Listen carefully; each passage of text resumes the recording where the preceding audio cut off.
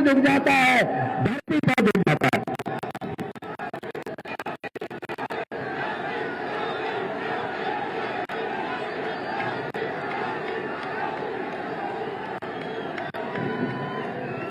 केंद्रीय मंत्री अजय सिंह और लोकप्रिय सांसद श्री भानु प्रताप वर्मा जी, झांसी के लोकप्रिय सांसद श्री अनुराग शर्मा जी, भारतीय जनता पार्टी के जिला के अध्यक्ष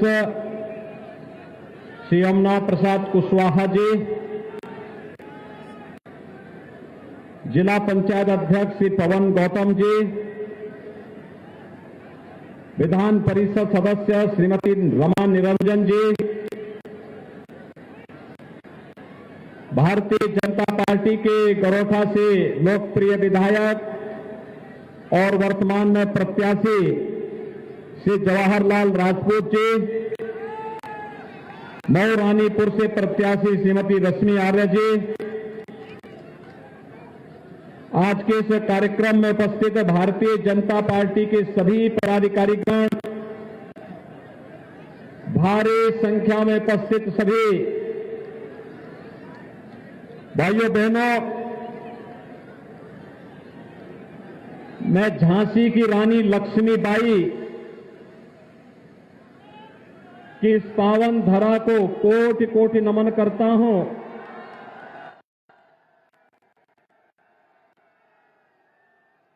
जिन्होंने भारत की आजादी के लिए फिरंगियों के छक्के छुड़ाने का कार्य उस कालखंड में किया था। वीरांगना झलकारी बाई को कौन भारतीय भूल सकता है। और भाइयों बहनों, बुंदेलखंड तो वीर और वीरांगनाओं की धरती है। आला और उदल की वीरता को कौन विस्मृत कर सकता है। भाइयों बहनों, अपने शौर्य और पराक्रम के लिए वीर और वीरांगनाओं की इस धरती ने जब भी अवसर मिला है, भारत के आन मान शान के लिए उन्होंने हमेशा आगे बढ़ करके कार्य किया। लेकिन पिछले 2017 के पहले जो सरकारें उत्तर प्रदेश में कार्य कर रही थी, उनकी कार्य पद्धति का अनुमान इसी से लगाया जा सकता है कि भाइयों बहनों, 1947 से लेकर 2017 तक 70 वर्षों तक जिन लोगों ने बुंदेलखंड वासियों को एक एक बूंद पानी के लिए तरसाया था, भाइयों बहनों, आज मैं बुंदेलखंड वासियों का आह्वान करूंगा। वक्त आ चुका है, एक एक बूंद पानी के लिए तरसाने वाले सपा, बसपा और कांग्रेस पर अपने वोट की चोट से उनको इतना तरसा दीजिए, इन सब की जमानत जब्त करवा दीजिए।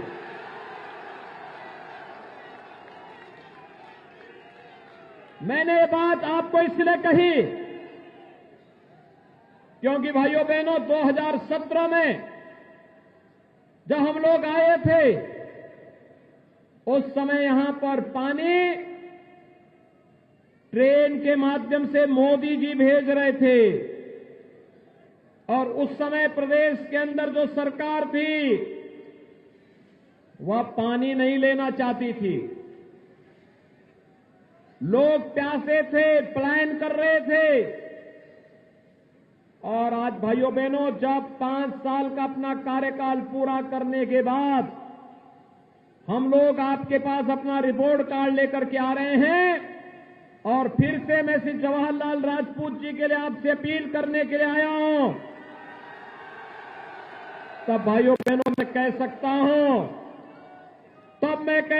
हूं, आज भारतीय जनता पार्टी की डबल इंजन की सरकार ने प्रधानमंत्री मोदी जी के नेतृत्व में बुंदेलखंड के हर गांव में और हर घर में शुद्ध पेयजल उपलब्ध करवाने की कार्रवाई की पुख्ता व्यवस्था कर दी है। आने वाले कुछ ही महीनों में हर घर में आरओ से भी शुद्ध पानी घर घर में पहुंचेगा और बुंदेलखंड खुशहाल होगा। हमारे बुंदेलखंड की माताओं बहनों को अब अपनी गगरी लेकर के भटकना नहीं पड़ेगा, बल्कि आरओ का पानी उनके घर में मौजूद होगा। हमारा बुंदेलखंडी फिर से जाकर के बुंदेलखंड को धरती का स्वर्ग बनाने में अपना योगदान देगा। और यही आह्वान करने के लिए आज मैं एक बार फिर से आपके बीच में यहां पर आया हूं। भाइयों बहनों, 1 दर्जन सिंचाई की बड़ी परियोजनाओं को भी हम लोगों ने यहां पूरा किया है। और भाइयों बहनों, अभी तो केन बेतवा नदी जोड़ो कार्यक्रम को पूरा होने दीजिए। बुंदेलखंड की धरती से हर जगह पानी ही पानी होगा। सूखे का नाम अब कभी कोई बुंदेलखंड में नहीं लेगा। ये डबल इंजन की सरकार का लाभ है। भाइयों बहनों, ये कार्य 2017 के पहले भी हो सकता था, 2014 के पहले भी हो सकता था, लेकिन उनकी सोच नहीं थी। मैं ज्यादा दूर नहीं जाना चाहता, मैं केवल एक बात पूछना चाहता हूं भाइयों बहनों, जो व्यक्ति संकट का साथी हो वही सच्चा साथी होता है, शेष तो अवसरवादी होते हैं। आप मानते हैं ना? वर्तमान में पूरी दुनिया कोरोना महामारी को झेल रही है। कोरोना इस सदी की सबसे बड़ी महामारी है और कोरोना महामारी में फ्री में टेस्ट, फ्री में उपचार, फ्री में वैक्सीन, सबको वैक्सीन। कितने लोगों ने वैक्सीन ले ली है? आप सब वैक्सीन ले लिए हैं? ये वैक्सीन का कोई पैसा तो नहीं देना पड़ा था। आप सोचिए, अगर सपा बसपा की सरकार होती तो क्या ये फ्री में वैक्सीन मिल पाती? ये इनके माफिया ये वैक्सीन का सारा पैसा हजम कर जाते। और कोरोना से इसी वैक्सीन ने बचाया है ना। सपा के नेता क्या कहते थे? कहते थे ये मोदी वैक्सीन है, ये भाजपा वैक्सीन है, नहीं लेंगे, बोलते थे ना। आज उनको बताने की आवश्यकता है, अगर मोदी वैक्सीन और बीजेपी की वैक्सीन ने जान बचाया है तो वोट भी इसी वैक्सीन के साथ भाजपा को जाएगा। बोलेंगे? सभी लोग सहमत हैं ना? और भाइयों बहनों, 2017 के पहले क्या होता था? 2017 के पहले बुंदेलखंड में खनन माफिया हावी थे, भू माफिया हावी थे, वन माफिया हावी थे। गरीबों को मकान नहीं मिल पाता था, गरीबों के घर में शौचालय नहीं बन पाता था। क्या बुंदेलखंड को 17 के पहले बिजली मिलती थी? और आज तो बिजली मिलती है, आज राशन मिल रहा है ना। डबल इंजन की सरकार है, डबल डोज राशन का शुरू होता है, हर महीने मिल रहा है ना। अगर हम लोग राशन बंद कर देते तो ये जवाहरलाल राजपूत धरने में बैठ जाते फिर से, क्योंकि वह जन नेता है, जनता के हितों के लिए कार्य करता है, इसलिए आंदोलन करने का जज्बा भी है। कोई माफिया और कोई अपराधी आंदोलन नहीं कर सकता, क्योंकि वह या तो शोषण करेगा या अत्याचार करेगा, और जब उसको अवसर मिलेगा तो वह गरीबों का हड़पेगा। वह आंदोलन करने का उसका जज्बा समाप्त हो चुका होता है। भाइयों बहनों, हमने फ्री में वैक्सीन और डबल इंजन की सरकार है तो महीने में 2 बार राशन का भी हर एक गरीब को उपलब्ध करा रहे हैं। प्राप्त हो रहा है ना? बिजली मिल रही है ना सबको? कोई दिक्कत तो नहीं है? और भाइयों बहनों, अब तो हम लोग यहां पे बुंदेलखंड एक्सप्रेस वे भी बना रहे हैं और बुंदेलखंड एक्सप्रेस वे के साथ डिफेंस कॉरिडोर भी बना रहे हैं। डिफेंस कॉरिडोर, अंतर साफ है, फर्क साफ है। सपा ने माफिया को पनपाया, भू माफिया, खनन माफिया, वन माफिया, पेशेवर माफिया, जगह जगह उन्होंने कट्टा और तमंचों की फैक्ट्री लगवा करके यहां के युवाओं के जीवन के साथ खिलवाड़ करना शुरू किया। बेटियां असुरक्षित, महिलाएं असुरक्षित, नौजवान के जीवन के साथ खिलवाड़, व्यापारी असुरक्षित। क्या आज भी कोई कट्टा की फैक्ट्री चला पाएगा क्या? ये तमंचावादी जो अपने को समाजवादी कहते हैं, नाम समाजवादी, काम तमंचावादी और सोच परिवारवादी, यही है ना? इन्होंने अपना काम केवल अपने परिवार तक सीमित रखा है। ये लोग कल्याण की बात सोच ही नहीं सकते। बुंदेलखंड के संसाधनों पर लूट मचाते थे, अराजकता फैलाते थे, गुंडागिर्दी करते थे, राजजनों से छिनैती करते थे, डकैती डलवाते थे, व्यापारियों से गुंडा टैक्स वसूली करते थे। क्या 2017 के बाद भी कोई राज नहीं कर पाएगा? गुंडागिर्दी कर पाएगा? क्या व्यापारियों के साथ और माताओं बहनों के साथ छिनैती कर पाएगा?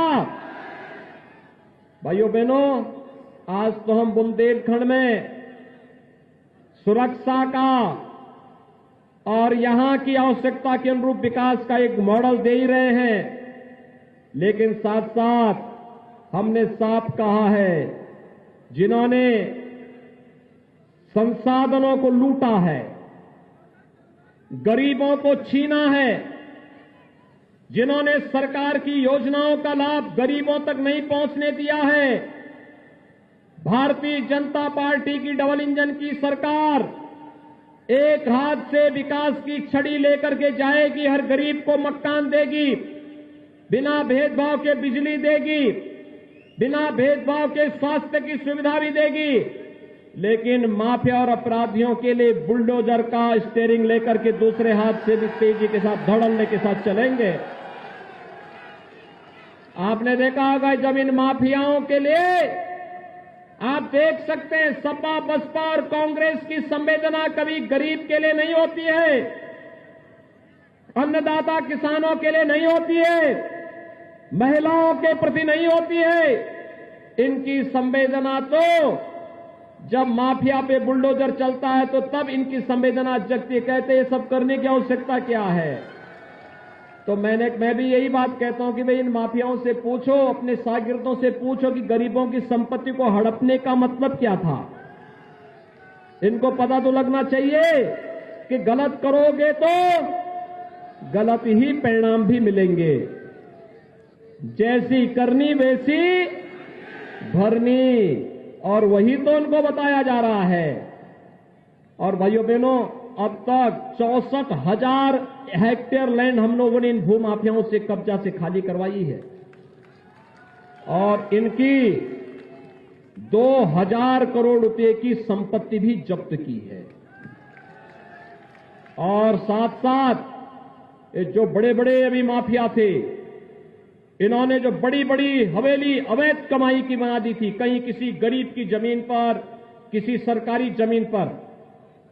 तो मुझसे पूछा गया क्या होना है? हमने कहा होना क्या है, ये बुलडोजर तो इसीलिए बनाया गया है,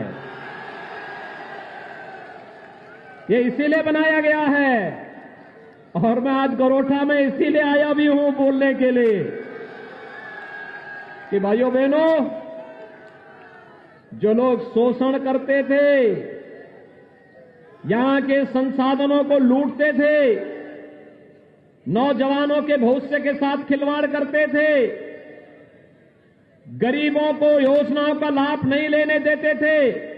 जरा बताइए, समाजवादी पार्टी पूरे प्रदेश में 5 साल में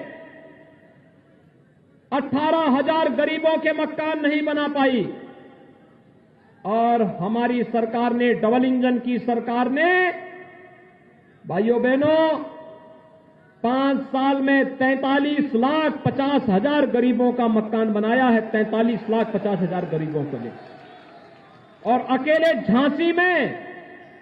झांसी जनपद में 50,000 से अधिक गरीबों को एक एक मकान मिला है। यह है लोक कल्याण का कार्य।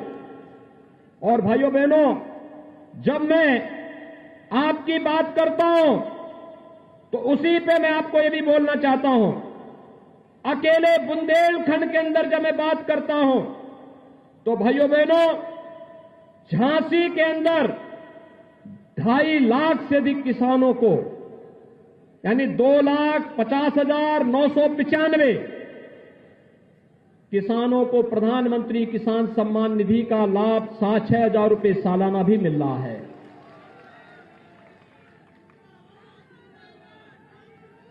एक 1,78,900 से अधिक परिवारों को एक एक शौचालय दिया गया।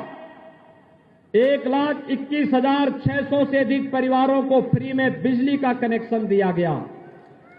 और बेटी सुरक्षित होगी, उसके लिए कन्या सुमंगला योजना, गरीब की बेटी के लिए सामूहिक विवाह योजना में 51,000 रुपया सरकार की तरफ से दिया जाता है।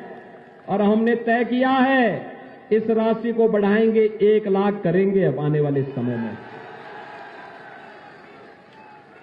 कन्या सुमंगला योजना में बेटी के जन्म लेने से लेकर के स्नातक तक पढ़ाई तक अब तक 15,000 दे रहे थे, अब सरकार ने तय किया इस राशि को बढ़ा के 25,000 करेंगे। भाइयों बहनों, यही नहीं, हमारा युवा भी तो वंचित नहीं रहना चाहिए। अपने युवाओं के लिए स्मार्टफोन और टैबलेट हम 550 दे चुके हैं, और हमने तय किया प्रदेश में 1 करोड़ नौजवानों को टैबलेट और स्मार्टफोन देंगे। 1 करोड़। समाजवादी पार्टी ने चुनाव आयोग को शिकायत की कि नौजवानों को ये सब देने की आवश्यकता क्या है। मैंने कहा नहीं, ये तो सब केवल सिपाही खानदान का ही इस पे डकैती डालने का अधिकार है, प्रदेश के नौजवानों का क्यों नहीं है। प्रदेश का नौजवान टैबलेट और स्मार्टफोन पाएगा। और अब तक 1 करोड़ देने की बात कर रहे थे, 10 मार्च के बाद भाइयों बहनों अगली सरकार आने दीजिए, 2 करोड़ नौजवानों को टैबलेट और स्मार्टफोन देंगे। टैबलेट और स्मार्टफोन देकर के अपने युवाओं को स्मार्ट बनाने का काम भी करेंगे, और उसको टैबलेट और मोबाइल फोन का, स्मार्टफोन का खर्चा उसके मां बाप पर ना आए, इसके लिए डिजिटल एक्सेस भी उसको फ्री में देंगे। सपा परेशान है। मैंने भाई सरकार के कार्य से मत परेशान हो, अपने कारनामों से परेशान हो। प्रदेश की जनता से माफी मांगो। वृद्धजनों, विधवा महिलाओं और दिव्यांग जनों के पेंशन को भी इन लोगों ने हड़प लिया था, लेकिन आज मैं कह सकता हूं हमारी सरकार ने 1 करोड़ दिव्यांगजन महिलाएं, विधवा महिलाएं और वृद्धजनों को हम 12,000 रुपये सालाना पेंशन भी उपलब्ध करा रहे हैं। भाइयों बहनों, मुझे एक बात बताइए, हम पिछले चुनाव में आते थे, कहते थे ना कि रामलला हम आएंगे, मंदिर वहीं बनाएंगे, बोलते थे ना। भगवान राम के बारे में कहा जाता है कि भगवान राम तो सर्वव्यापी हैं, लेकिन यह भी कहा जाता है ओरछा में भी भगवान राम का मंदिर है। और ओरछा के महाराज ने तो अपनी वीरता का परिचय किस कदर दिया था कि अकबर के सेनापति को चीड़ करके फेंक दिया था। वह यहां पर अत्याचार करने के लिए आया था। ये वीरता की भूमि है, अत्याचार यहां कैसे कोई सहन करता। और भाइयों बहनों, आज तो जो हमने कहा था कि रामलला हम आएंगे, मंदिर वही बनाएंगे, प्रधानमंत्री मोदी जी ने राम मंदिर का शिलान्यास कर दिया है ना, काम प्रारंभ हो गया ना। ये राम मंदिर का काम क्या सपा बसपा कांग्रेस के लोग करा पाते? ये काम कौन कराया है? हम ही लोग करा रहे हैं और आगे भी कराएंगे। और हम लोगों के पास ताकत आप सबके आशीर्वाद का है। इसलिए भाइयों बहनों, मैं आज आप सबसे अपील करने के लिए आया हूं। हमारे दो प्रत्याशी यहां पर हैं।